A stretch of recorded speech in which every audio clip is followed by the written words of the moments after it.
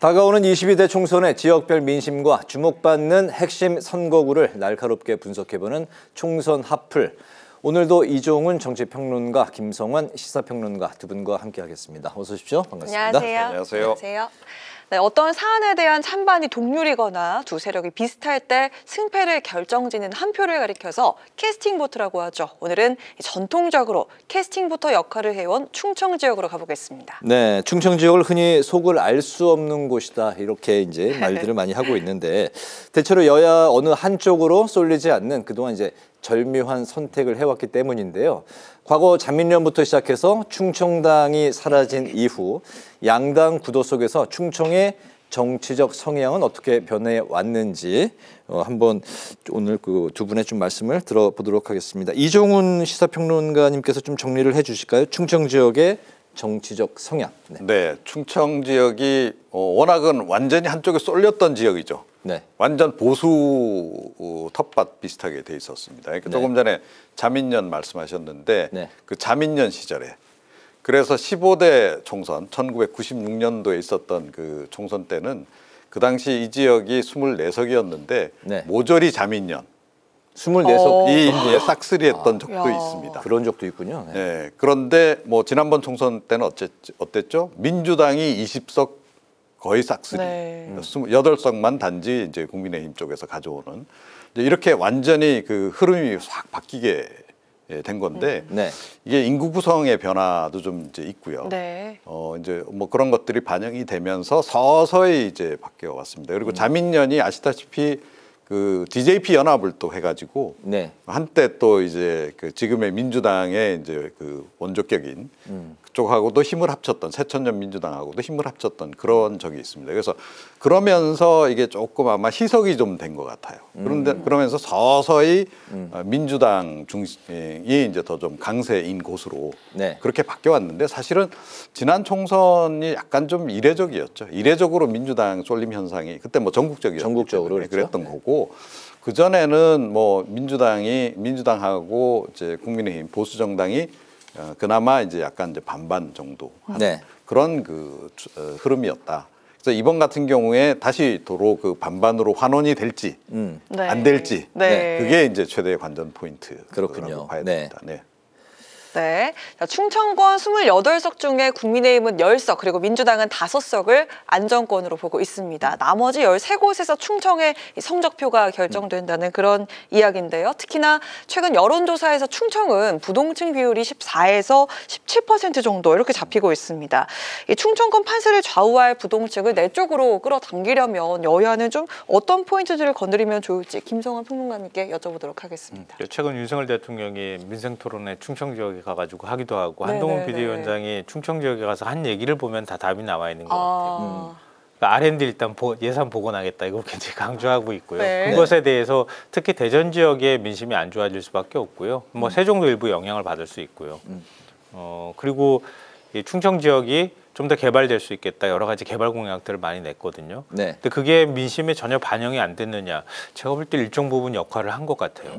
왜냐하면 뭐 여론조사들이 이렇게 발표된 것들을 보면은 충청 지역은 그래도 이 대통령에 대한 그 뭐랄까 그러니까 그 국정 수행 평가나 이런 것들에서 보면은 다른 데는 완전히 평가에서 부정적인 평가가 사실상 압도적으로 좀 높은 상황이잖아요. 그러니까 10명 중 한 6명가량 정도는 부정평가를 하고 있다. 대략 이렇게 말씀드릴 수 있는데 근데 충청 지역 같은 경우는 그거보다 낮긴 낮았지만 국정수행 평가에 대해서도 한 10명 중에 5명 정도 부정평가를 했다가 최근에 한 1, 2주 사이에 좀 바뀌었어요. 보니까. 거의 똑같아졌어요. 국정수행 평가가 거의 똑같은 상태에서 여당이 더 많이 당선됐으면 좋겠다고 하는 여론도 조금 더 높아지는 경향이 나타나고요. 그리고 정당 지지율은 원래 보수 정당인 국민의힘 쪽에 더 기울어져 있기도 해요. 그러니까 최근에 여러 가지 이제 개발 공약, 기대감 이런 것들이 좀 모아지는 게 1, 2주 사이에 일정 부분 영향을 미치고 있다. 저는 그렇게 분석을 하고 있거든요. 근데 그런 거 보면 굉장히 현실적인 판단들을 하고 있다. 그러니까 여러 가지 이념이나 이런 것들 그리고 또 각 정당에 대한 정당 일체감이나 그러니까 나는 국민의힘 소속 박감이나 이런 것들이 굉장히 강해서 난 끝까지 국민의힘을 찍을 거야. 아니면 민주당을 끝까지 찍을 거야. 이런 분들이 상대적으로 많이 없다. 적다. 상대적으로. 그렇게 봐야 되고요. 또 조국혁신당 바람이 불고 있다 그러잖아요. 네. 조국혁신당 지지율로 보면요. 영남을 빼고 지지율이 제일 낮아요. 충청 지역이. 이것도 굉장히 흥미로운 지점 중에 하나인 것 같아요. 오히려 수도권보다 조국혁신당 지지율이 더 낮게 나오거든요. 그 이유는 뭘까? 아직 표심을 잘 드러내지 않기 때문이기도 할지 모르겠고요. 네. 상대적으로 말하면 그런 바람을 잘 안 타는 지역이다. 이렇게 또 해석이 가능할 것 같아요. 그러니까 어느 한쪽으로 마음을 확 주지 않고 계속 뭔가를 좀 상황 판단을 하고 있는 지역이기 때문에 아까도 말씀하셨던 것처럼 지난 21대 총선에서만 20석 정도를 28석 중에서 한꺼번에 몰아주긴 했지만 네. 그 전에는 아무리 한나라당이 152석을 가져가는 한이 있더라도 충청권에는 한 10몇 석밖에 안 줘요. 충청권은 원래 그런 지역이었거든요. 민주당도 역시 늘 가져가는 게 한 10석 정도 나눠가지고 네. 가지고 가는 지역이었어요. 그러니까 이번에 그렇게 다시 복원될 조짐도 일부 나타난다. 그러니까 그런 것들은 앞으로 민심의 변화를 우리가 좀 예의주시하면서 지켜볼 필요가 있을 것 같아요. 네, 역시 지금 현재로서는 굉장히 좀 신중하게 또 접근해야 될 그런 지역이고 역시 좀 뚜껑을 열어봐야 결과를 알 수 있을 것 같아요. 그렇죠. 전통적으로 충남 지역은 한 절반 이렇게 갈리고요. 11석 가운데 충북 지역도 거의 절반 갈리는 것 같아요. 8석 중에서 많이 몰아줘 봐야 5석 몰아주던가 아니면 한 4석, 3석 요 안쪽에서 왔다 갔다 했거든요. 네. 근데 요즘에 이제 그 의석 차이를 만드는 곳은 세종하고 대전이에요. 그러니까 지난 총선에서도 세종하고 대전은 9석 합치면 9석이거든요. 그거 다 민주당한테 몰아준 거예요. 네. 그러면서 원래 한 열몇 석이라고 제가 말씀드렸잖아요. 근데 20석으로 확 기울어지는 현상이 나타난 거죠. 네. 그러니까 이번에도 세종하고 대전 지역에서 어느 정당이 얼마나 선전하는지 이걸 보면 충청 지역의 승패를 가늠할 수 있을 거다 이렇게 생각합니다. 알겠습니다. 지난 21대 총선에서는 현 국민의힘 당시 이제 미래통합당이 8석, 민주당이 이제 20석으로 민주당이 이제 압승이었는데 이번에 이제 22대는 또 어떤 결과표를 받아들게 될지 관심을 갖고 지켜봐야 될 것 같고 역시 격전지가 아무래도 이제 국민들한테는 이제 관심 포인트가 될 텐데요. 이 충청 지역에는 또 그 재격돌이 이루어지는 곳들이 이제 꽤 많이 있습니다. 고 김종필 총재의 정치적 고향이라고 할 수 있는 공주 부여 청양의 정진석 박수현 후보 이번이 세 번째 대결인데 20대, 21대 모두 3%포인트 안팎의 이제 접전이 벌어졌던 그 두 후보 간의 대결이었고 천안갑의 신범철 문진석 후보 신범철 후보는 윤정부 초대 국방부 차관 문진석 후보는 대표적인 이제 친명 지난 총선에서 1.4%포인트 불과 천여 표 차이로 결과가 나왔던 이번에도 재격돌을 하는 상황이고 역시 구칙이냐 서륙이냐 여러 가지 이제 또 성일종 조한기 이번에 이제 세 번째 성일종 후보가 이제 2연승을 한 상황인데 재격돌지의 관전 포인트 역시 이종원 평론가님부터 짚어보실까요? 네. 그러니까 이제 여기 조금 전에 이제 말씀하신 게 이제 지난 총선 결과인데 굉장히 박빙이잖아요. 네. 그러니까 지난 총선이 민주당이 압승하는 가운데서도 이들 지역은 굉장히 박빙이었다라고 하는 것. 그거를 이제 눈여겨봐야 됩니다. 네. 네. 그리고 이제 그 와중에 이제 당선된 지금 이제 국민의힘 쪽 보수 정당 후보들이 적지 않게 있었다. 충남에 가장 많았어요. 그때 이제 6대5로 갈렸습니다. 민주당 6, 이제 국민의힘 5. 그러니까 그 민주당 바람이 거센 속에서도 충남은 견고하게 딱 그 스윙 보터로서의 역할을 딱 이제 한 거죠. 네. 그래서 이제 굉장히 관심이 이제 가긴 하는데 그런데 지난번에 사실은 민주당 후보들이 이제 여기도 나오지만 상당히 초근접한 상태에서 패했단 말이에요. 그리고 이게 추세적으로 보면 민주당 후보들이 계속 치고 올라오는 그런 형국이에요. 횟수가 거듭됨에 따라서. 네. 벌써 이제 이번에 이제 세 차례 맞붙는 건데 지난번 맞붙었을 때보다 이제 이게 격차가 점점 줄어드는 흐름으로 이제 왔다는 거죠. 그래서 이번에 과연 반전이 발생할 것인가 말 것인가 네. 이걸 이제 봐야 됩니다. 그래서 이제 큰 틀에서 보면 조금 전에 말씀드렸듯이 충청권 전체가 그러니까 국민의힘이 이제 과거에 이제 그 당세를 회복하면서 그래도 한 절반 정도까지 이제 이게 의석을 이제 끌어올릴 수 있을지 그 여부가 이제 관심인 가운데 이제 이들 지역 같은 경우 이제 충남에서도 네. 이제 국민의힘 후보가 당선됐던 정진석 박수현 그 의원이라든가 성일종 의원 있는 그 지역 같은 경우에 민주당 그 우세 속에서도 이제 지켜낸 곳인데 이번에도 여전히 지켜낼 수 있을 것인지 아닌지 이게 이제 굉장히 관심 포인트가 되는 거죠. 근데 최근에 이제 국민들 전반적인 뭐 여론 지표를 보게 되면 정권 심판론이 그래도 약간 우세한 그런 그 상황이어서 이번에는 좀 추세적인 그 부분도 고려하면 네. 뒤집어질 수도 있다 의외로 이렇게 생각을 합니다. 그 다음에 이제 충북 지역에서 제가 개인적으로 굉장히 관심 갖는 지역은 조금 전에 말씀하신 신범철 대 문진석. 네. 네, 이번에 재대결이기도 하고 지난번에 굉장히 박빙으로 이제 패했단 말이에요. 1.4% 포인트. 그 얘기는 그 민주당이 굉장히 우세 속에서도 상당히 신범철 후보가 개인기로 그래도 많이 쫓아 붙었다는 얘기거든요. 네. 그럼 이번에는 이제 그러면 이제 그 흐름으로 보게 되면 뭐 좀 뒤집어 볼 만한 곳인데 이제 과연 어떻게 될 것인가. 지난번에 이제 충북에서 5대3이었단 말이에요. 그러니까 이제 국민의힘이 이제 3석. 근데 과거 보게 되면 거의 반반 했으니까 이제 회복을 할 수 있느냐 마느냐. 이게 이제 굉장히 좀 관전 포인트고 뭐 혹시 뭐 정권 심판론이 우세하더라도 이 지금 신범철 후보 같은 경우에는 지난번에도 굉장히 개인 역량을 많이 좀 보여준 경우에 해당해서 네. 또 의외로 좀 뒤집을 수도 있는 이제 그런 부분이 굉장히 관심이 가는 그런 그 상황입니다.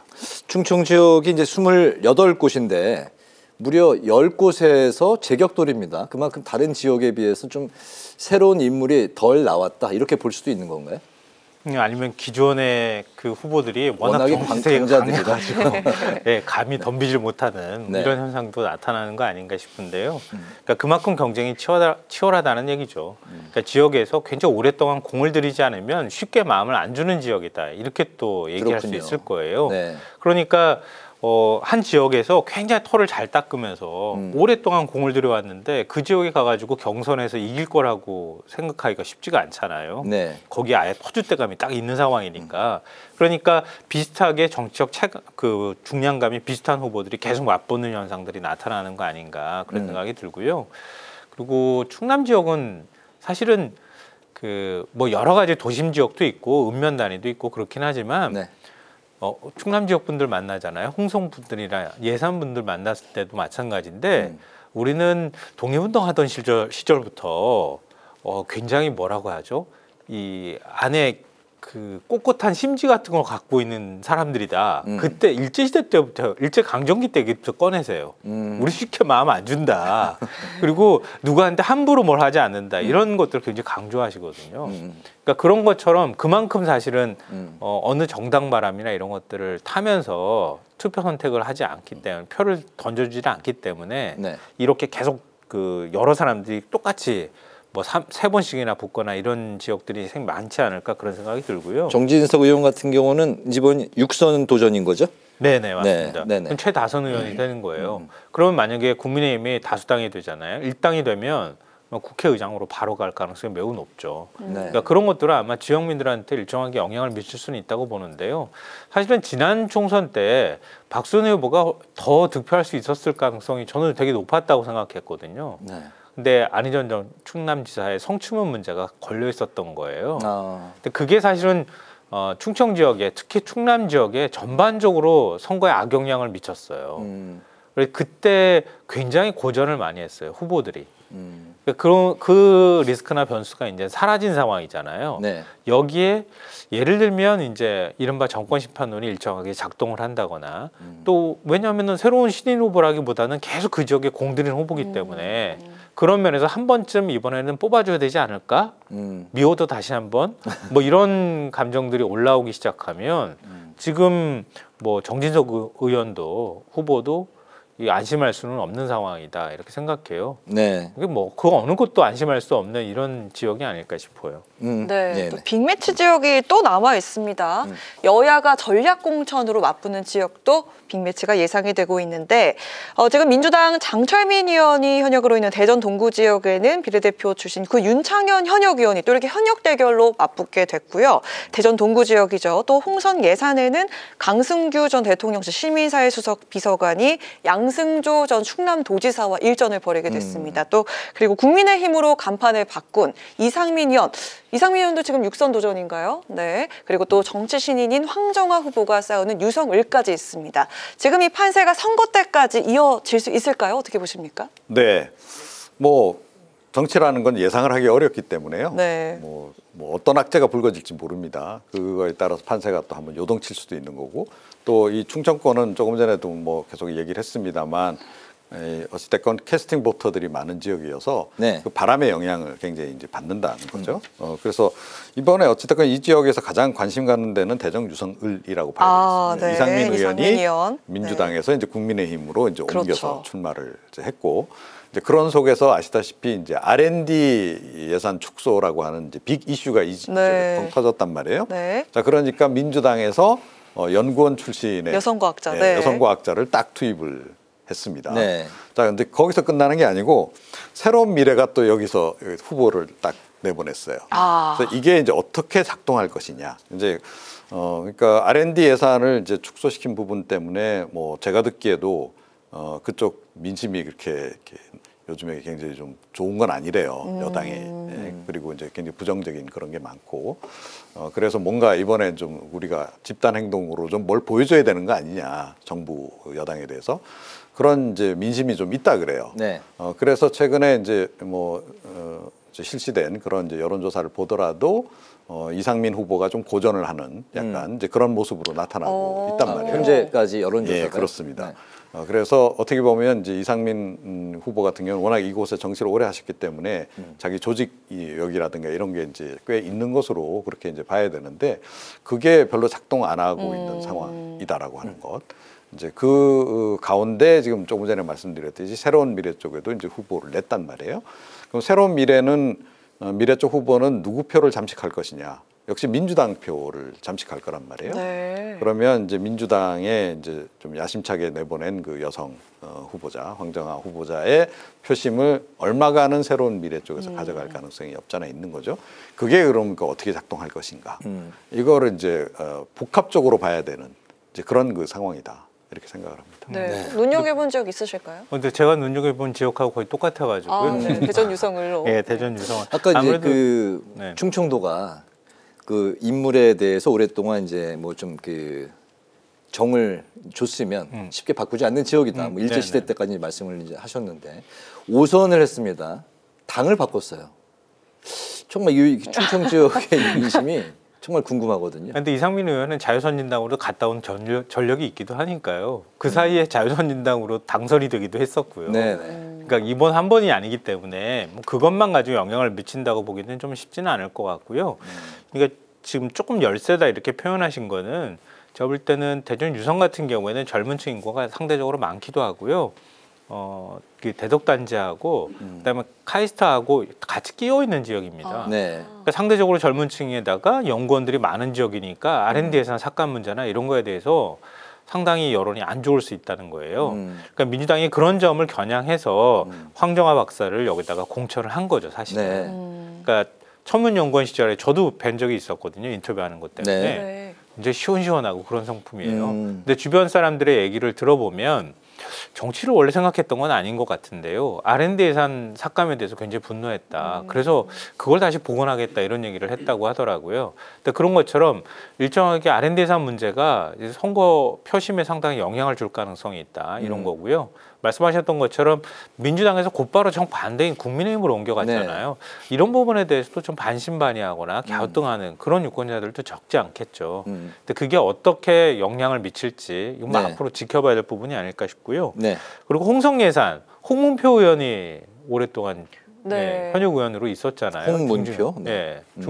중진급 의원인데 강승규 수석한테 사실은 밀려버린 거잖아요.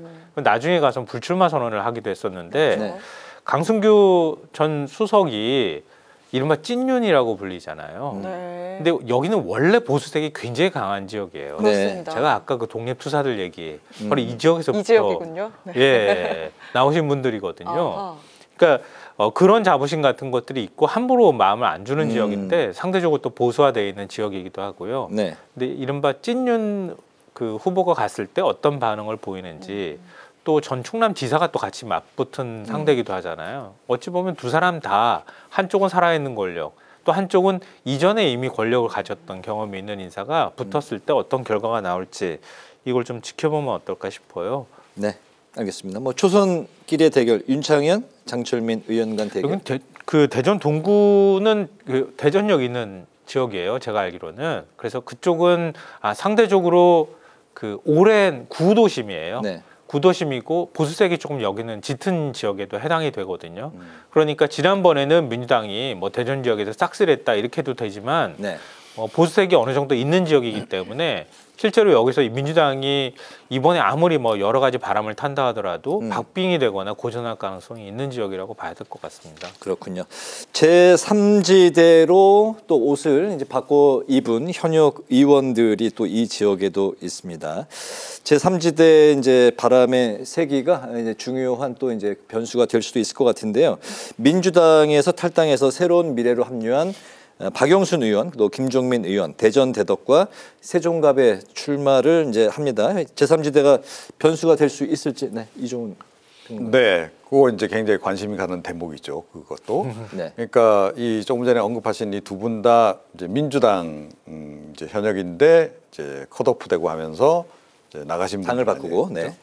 그래서 새로운 미래로 이제 이번에 출마를 이제 하시게 이제 되는 건데.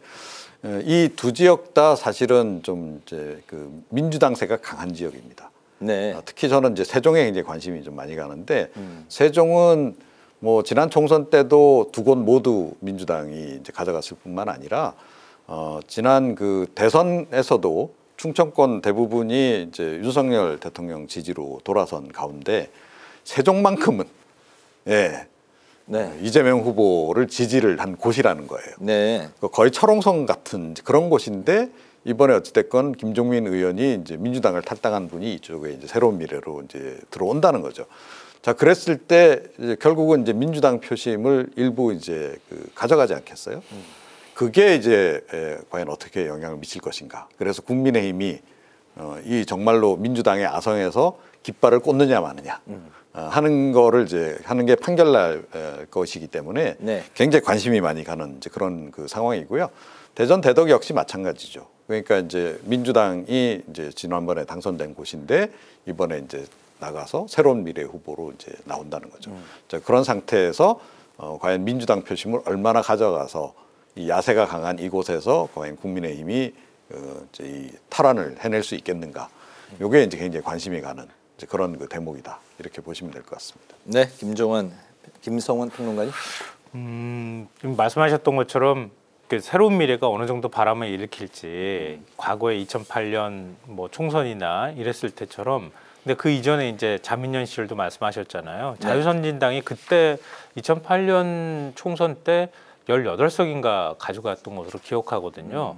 그 다음부터는 뭐 한 5석으로 줄어든다가 뭐 당의 이제 존재 자체가 없어지는 이런 일이 있었는데, 그러니까 그 시절까지는 아니더라도 새로운 미래가 어느 정도 바람을 일으킬 수 있을지 이걸 좀 지켜봐야 될 것 같고요. 여론조사 결과 아까 제가 조국혁신당에 대해서 영남권 빼고 제일 낮은 지지율을 보인다. 뭐 이렇게 말씀드렸잖아요. 새로운 미래는 또 거꾸로예요. 그러니까 새로운 미래가 사실 호남에서 제일 지지율이 많이 나올 것 같지만 그렇지는 않아요. 충청권이 다른 지역 이 숫자를 말씀드리면 여론조사를 다 밝혀야 되기 때문에 좀 답답하긴 한데요. 네. 다른 지역보다 눈에 띌 만큼 조금 더 많이 나와요. 아주 많다고 말씀드리긴 어렵지만 새로운 미래가요? 아하. 네, 새로운 미래가. 네. 근데 지금 김종민 의원이나 뭐 박영순 의원도 마찬가지지만 그러면 충청권에서는 새로운 미래에 대한 기대감이 그래도 조금은 살아있다. 이런 경우에 예를 들면 민주당하고 국민의힘으로 표가 갈리는데 새로운 미래가 아예 대체적으로 들어갈 가능성, 자유선진당 제가 말씀드렸던 네. 것처럼 그렇게 해서 인물론으로 싸우거나 당색을 조금 가지고 들어가면서도 이미 충청권의 이제 의원이기도 하니까요. 그런 점에서 한번 해볼 만한 승부가 될 것인지 아니면 민주당하고 국민의힘이 일정 부분 의석을 지지율을 가져가는데 거기에 새로운 미래가 껴서 어느 쪽에도 불리하게 작용할지 이게 두 가지 가능성이 있다고 보여요. 네. 그러니까 민주당이 좀 유리한 지역에서 민주당 표를 더 많이 잠식해가면 국민의 후보가 될 가능성이 있잖아요. 또 정반대 현상이 나타날 수도 있는 거고요. 근데 그런 면에서는 뭐 아직 투표함을 안 열어봤으니까 또 여론조사 결과를 다 인용해서 제가 말씀드리지 못하니까 네. 단정적으로 설명해서 말씀드리기는 어렵지만 지금까지 추이로 보면 전혀 뭐 미동도 없는 그런 지역하고 비교했을 때는 충청권의 마음은 그래도 새로운 미래에 조금은 기대가 살아있다. 그리고 현역 의원이라고 하는 프리미엄을 먹고 거기서 일정하게 선전을 해준다면 지금 우리가 생각하는 것처럼 민주당이 다 이길 거야 아니면 뭐 국민의힘이 다 이길 거야 이런 식의 결론이 안 나올 가능성도 여전히 있다 이렇게 보입니다. 네, 22대 총선의 지역별 민심과 또 주목받는 핵심 선거구를 분석해보는 총선 핫플. 오늘은 충청도 28석이 걸린 충청 지역을 살펴봤습니다. 이종훈 정치평론가, 김성환 시사평론가 두 분과 함께했습니다. 오늘도 말씀 잘 들었습니다. 고맙습니다. 네, 고맙습니다. 고맙습니다.